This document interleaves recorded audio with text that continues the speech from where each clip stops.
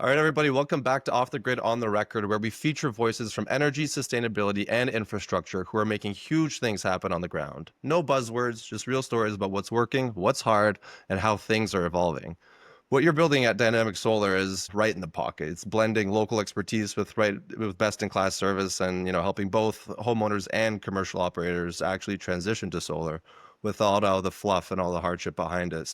That kind of grounded leadership is exactly what we want to highlight. So, welcome, Jordan. How are you doing today? I'm good. How are you doing? Doing great, man. Thanks for coming on the podcast. And I know we talked a little bit about this earlier, but tell us a little bit about your story. Tell us where you came from, how this all started. Yeah, for sure. I'm Jordan Westphal. I actually originally came from the roofing industry. I was in roofing sales since I was 16. Kind of went into a manager role after my first 2 years. So I was a manager at a roofing company when I was 18 and kind of started focusing on more commercial. And a lot of the commercial business owners that I was helping out with roofing, they were looking for a good solar company and they're asking me for a referral. And I was like, I really don't have a good referral for you, but I can definitely help you out. I'll go and become one. So I went and contacted my friend's dad, who was also actually working under me at the roofing company, and he owned an electrical contractor. So hit him up, and then the rest is kind of history. Me and him partnered up, and now I started out with, I think, 6 jobs right away with him, and we've been going pretty strong ever Wow. since. Fair enough. That's great. That's a great starter story. And I guess, was there a specific moment that you realized like solar like is it, or was it more so just like just like a business decision? Yeah, so I kind of wanted to, if I'm being honest, build equity in something rather than just being a salesman. So that's one thing that really interested me is I didn't want to work under anyone anymore. I wanted to be my own person, my own business owner. And then like the solar industry is just the outlook on it is so amazing. Like over the next 10 to 15 years, I mean, you hear it all the time. Car manufacturers, Of they're going to course. electric vehicles. They're trying to have at least 90% of their fleet electric in the next 15 years. So with Exactly. that, It's huge. got to build the grid up. And what's the easiest way to build the grid up right now? Basically solar. Yeah, Fair it's enough. kind of why I decided to go with the solar route. That's great. No, and you mentioned like dealerships. I was also thinking about, farms, including dealerships, healthcare, homes. How do you tailor that approach across the sectors? Like which ones, kind of stand out, or is it kind of just, help a little bit of everybody? Well, we try and help a little bit of everybody. Agriculture used to be a lot better than what it is right now in the United States. They're kind of getting rid of grants. So, with the Trump administration, whether you love them or you hate them, they're getting rid of the agriculture grants towards solar. It kind of put a little bit of a halt to agricultural solar systems. But I mean, honestly, we haven't really slowed down too much because of it. We just started to transfer most of our energy towards businesses rather than like manufacturing businesses rather than that agriculture sector. Fair enough. And I know the Trump administration always comes up in these, so Hmm. happy to talk about it later down the road. But I also want to bring it back to somewhere where you're in Minnesota, and exactly the weather's not exactly mild, so I'm Yeah. sure that faces its own unique challenges when you're designing systems that can actually hold up year round and maybe not jeopardize warranties or anything like that. How's that whole process work? Yeah, well, actually, I'm in Vail right now, but yeah, solar systems in Minnesota, I mean, overall, they hold up pretty well. Like, the nice part is in my experience, every solar system that we've seen on a roof, it's typically melting snow faster than what a regular, like, just shingle does. Because, I mean, Fair enough. yeah, they put off some sort of heat. Like, anytime you have something electric, you're usually putting off some sort of heat. Melts pretty fast, and honestly, the last few years in Minnesota, we haven't really had that much snow. Like, it's been less than 2 feet a year for the past 3 years, I think, 3 or 4 years. Wow. So it's honestly not as bad as you'd think it is. I don't know how much snow you get up there in Canada, but like we haven't really been getting that much snow in the last couple of years. Fair enough. No, here in Canada it gets a little crazy. We have a lot of like snowstorms. I think it has been slowing down for the last maybe like decade or so, but this year was crazy. Like we had a bunch of stuff. We actually had stories of some local businesses having trouble with their solar, they're out of power, so they're back on generators. So it's Yeah. a funny little cycle. You always have to fall back to the things that you know are going to work, but I guess Right. that's the cost of innovation, right? Like you try to figure out, what's working best, then, how to keep it sustainable. Yeah. And at the end of the day, you But I need it think for the that's grid. It's just grid relief at the end of the day. exactly right. Yeah. No, that's amazing. And you said that you're in Vail right now. What's going on in Vail? Yeah, we got a little 100 kW solar system going out on a flat roof up here, so that'll be pretty sweet. It That's was a amazing. referral from one of my friends at a national roofing company, so he kind of gives me some jobs here and there where they just redid the roof. He was like, "Hey, these guys are interested in solar. Solar's huge out in Colorado. Colorado's very much about sustainability, so it was pretty sweet to get out here and do a job out here, kind of build out the name." That's amazing. And do you guys do the travel jobs pretty often, or is this kind of something that you guys are slowly leaning into? Yeah, we're doing a lot of out of state work. I think we're gonna do work in probably 9 states this year. We only leave Minnesota for commercial though. Like Minnesota, we'll do residential anywhere in the state, but when it comes to commercial, we'll go anywhere in the 48 connected states. That's Like we aren't amazing. trying to go to Alaska or Hawaii, but it's yeah, like 48 states, we'll do jobs anywhere as long as they're commercial and above That's typically 70 amazing. kW. Of course. No, of course, you got to have your margins. Like you were saying, you guys have worked with a wide range of industries like agriculture, auto dealerships, and you focused a lot on commercials. So, I mean, I guess what's shifting in terms of commercial interest in solar right now? Honestly, it kind of goes back to the roofing thing. Like me being in the roofing industry first, like a lot of these business owners are able to actually claim the investment tax credit, the 30% that's currently available on their roof as It's well, huge. just depending on where the solar's sitting.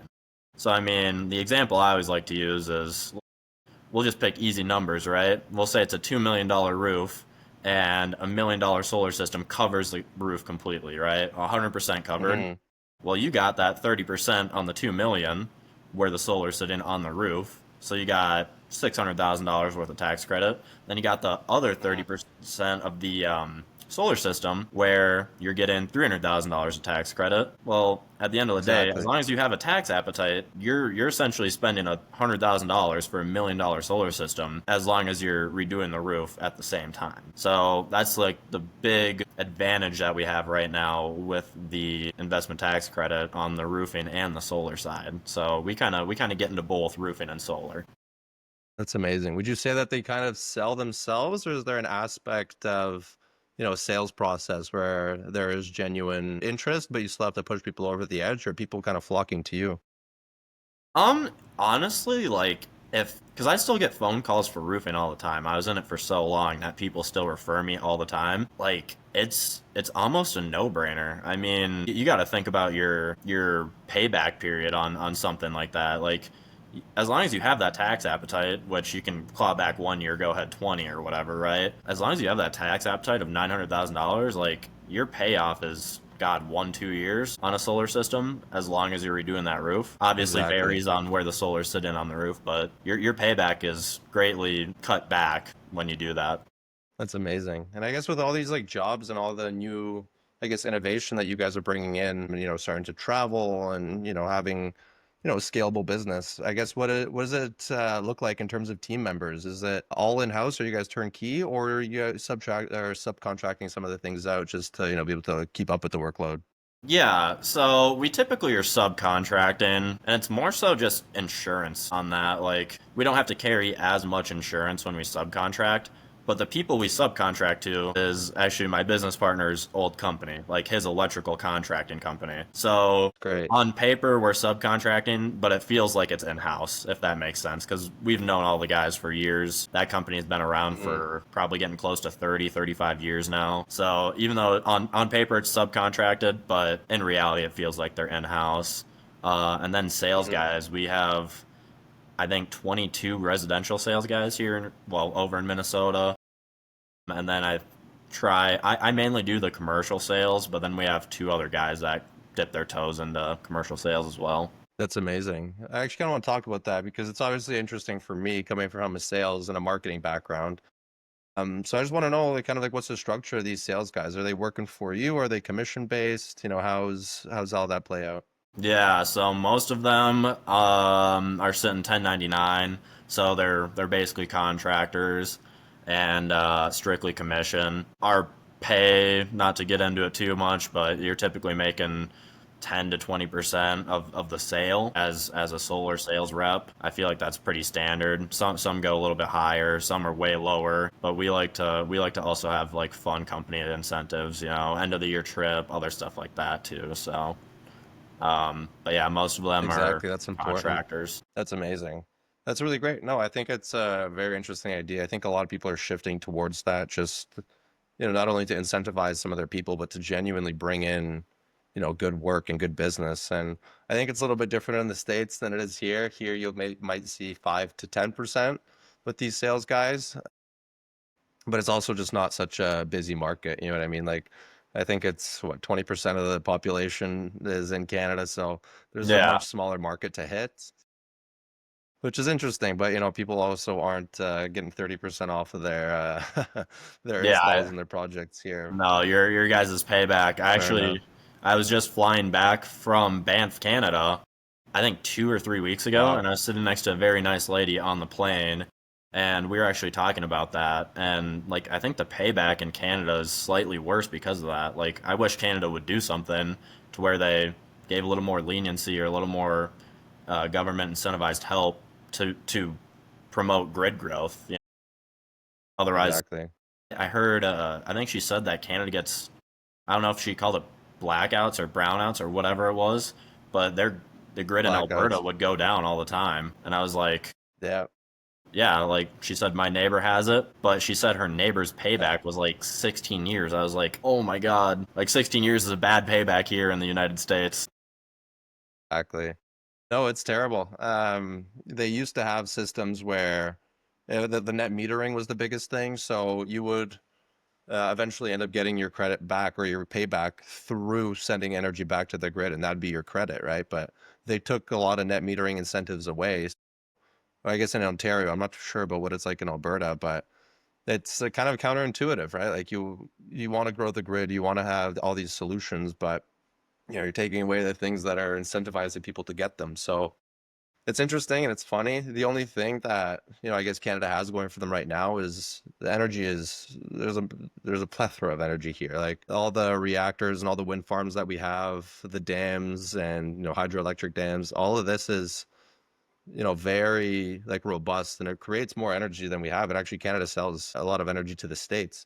Minnesota, But I mean the question exactly. a lot of energy in Minnesota But that comes from question Canada. is exactly right. Like, so obviously, right now, maybe solar in Canada isn't as booming yet because people haven't really, had to worry about it. Things energy wise have been great, but it's just thinking, future wise and sustainability wise, there's a huge market here in Canada as well. Like, people are ready to invest in different ways. Like, I like to think a lot of Canadians are very, environmentally minded, very green minded. So it's definitely something to think about, but I don't think it's really on top of like the top of the docket right now. But Right. I mean, I guess continuing the conversation towards energy and storage, do you find that customers are talking more about battery storage? And, if so, how are you guiding those conversations? Yeah, no, I'd say a lot of people are getting more interested as batteries get better and develop. They're also getting cheaper now. So with that happening, it's the same as solar panels, to be honest. I mean, the panels have been getting better and the systems have been getting cheaper over the last like 10 years. Exactly. So I see a lot more people asking about batteries and storage on solar systems because then they can kind of disconnect from the grid even more. Because at the end of the day, most utility companies they're kind of monopolies. Like you have maybe two choices of who you can get a power from, and outside of that, like most people only have one. But yeah, I don't know. It's Exactly. kind of a way to disconnect from somebody where you're forced to buy their energy, otherwise you don't have power. So it's kind of nice to be able to be like, oh, Exactly. like I can store my power now. Like you can't just have complete control of me. So it's kind of a control thing for a lot of people here. Exactly. Off the grid on the record. That's what we like. Yep, exactly. Perfect. I kind of want to bring you back to that idea though, because I like to think about the thought process behind, selecting equipment vendors, because you see all these little smaller scale ones that you maybe, don't recognize, but I've been talking to a couple recently and I'm surprised that they haven't been scaling that much. So, I mean, I'm just kind of like curious, how do you, select those vendors and, even if warranty comes into play, Yeah. There's a bit of a different way to look at it. So I guess, yeah, how much do warranty and service play into your decisions? Yeah, so I mean, typically on the on the inverter side, like I'm sure you're very familiar because I believe Enphase is pretty big in Canada. Huge. So we use Enphase, and I mean Enphase warranties are, I mean, some of the best as far as I'm concerned. But yeah, I mean Enphase inverters are going up in price now. That's the only thing. Like tariffs are jacking up inverter prices on Enphase just a little bit. But Hmm. other than that, I mean, equipment wise, yeah, I mean we're either going to use Enphase panels or we sometimes use like VSun. It just depends. Fair enough. They're pretty big players, both of them, when it comes to solar products. Yeah, exactly. No, I think they even manufacture them here in Canada, if I remember correctly. I haven't really looked into it in a Yeah, while, but I'm pretty sure they're manufactured here. So for Canadians, it's pretty great. We don't have to pay the tariffs, but yeah, it's I know. it kind of slows down the entire economy. I'm pretty sure I could be completely wrong, so I don't want to be, too quoted on it, but I'm pretty sure like Yeah, 70, if not 80% of the sales were going to the States. So, yeah, that kind of limits the entire economy in terms of how much you can, really produce, how much you can ship out. Because now if you're yeah, producing and and we it's don't even sitting buy on your direct. in storage, Yeah, there you go. See, no, so it's another charge on top of that. yeah, no, because we buy from That's crazy. suppliers But here. Like we don't buy direct. They gotta tax us a little bit when it comes to. I mean, they have to hit their numbers too. and have you seen price increases in the stuff that you guys are using now? Nothing too crazy. I mean, the most I've really seen is 10%. So it's like it's there, but it just passes on to the customer at the end of the day. So like it sucks a little bit for the customer, but it's everywhere. Like everyone's doing it. I mean, it's a little bit higher than inflation at the end of the day. So it hasn't been too bad. Exactly. Sometimes we get panels from Korea. I mean, some people like Korean panels, like Fuji's a big one, I believe, and Jinko, which I kind of forget where Jinko's from exactly. They might be Japan, but I think like, it is Japan. I think it might be Chinese, actually. really? Yeah, I I could forget. be It's wrong as somewhere well. in I think Asia. so. But Jinko's huge. Like, they're a huge supplier of solar panels. We personally don't use them, but I still like to touch on them. Like, if you're buying Jinko panels, I mean, the tariff scare, like, that's where the systems are going to go up. Like, us using Enphase and VSun, Exactly. we're not doing too bad, but yeah, I don't know. We'll see where it goes here in the next few months. I know he's also, I think they're talking about almost getting rid of the investment tax credit too. I think it's in talks where they might or might not. I don't think it'll Mhm. completely go away, but they might cut back on the percentage. Exactly. Well, as long as we're talking about, like future, a couple months, couple years, what do you think is the greatest opportunity that's, kind of around and, within grasp for small to mid-sized solar businesses in the next, say, 3 to 5 years? Yeah, I mean, on the consumer side, I would try and buy right now if I'm being honest, at least here in the United States. But I mean, the outlook on solar is super, super crazy. I mean, over in California, I think, I don't do much work in California, but I think every new building, they almost mandate solar. I know you've had California, like, business owners on this podcast, right? They might be able to know a little bit more, but I think they almost mandate solar on every new building or addition in California because their grid is just so shot. Yeah. See, that's actually a topic I'm going into next week. So stay tuned, everyone. There But you go. it will be I'm interesting teasing. I'm to teasing a look little bit. into. You are teasing. I've been trying Yeah. to kind of keep it off the questions for now, but yeah, next week we'll have an episode about that. But I guess to get things back on under track, I like the idea that you came from roofing and are now going your own thing and now even looking forward into, the next couple of years. So as someone who's, done the sales, the installs, the growth planning, what's been the most rewarding part of running your own shop? Yeah, I mean, honestly, it's helping people disconnect from the man at the end of the day. Just like it was, the battery topic. Like I like to use the example of, I mean, a lot of people they're owning or working towards owning their house, right? So they understand the value in building equity. Well, I mean, you're essentially renting power from a utility company. Once you want to, if you see the Yes. value in owning your house one day, wouldn't you want to own your power too? So that's kind of like the where I see it from. I'd eventually want to own my power and be, not to get into like legal terms, but my own utility company. Because Exactly. yeah, like you can't really become your own utility company unless you want to be gated like a Like utility your own company. So entity, I or mean, you're there's some people. self-sustaining. Yeah, so like there's people that'll go put up huge solar fields and they will be their own utility company, but then you got to follow the utility company rules. So it's like, yeah, but I'm sure most of these people understand what I'm saying when it comes to I'd rather work towards owning my own power rather than renting my power, if that makes sense. That's actually been a very frequent topic that we've covered, and I think you nailed it. I don't think I'll Yeah. even add anything to it. So, no, exactly. People need to be aware of, where their money's going, what the future of ownership looks like. So, I kind of want to touch on that as well, because I think over here, at least, that's been a big thing that people are marketing, being like, own yourself, own your power, own your house, but you're still paying for your power. Yeah. So, I kind of want to talk You're renting marketing it. a little bit, because that's a big kind of exactly. And that's a big aspect for us. So, I mean, in terms of, yourself and your website, the website keeps pretty simple, book a consultation, get an estimate, but behind the scenes, I guess, other than, like your big time sales guys, what's working for you in terms of lead generation?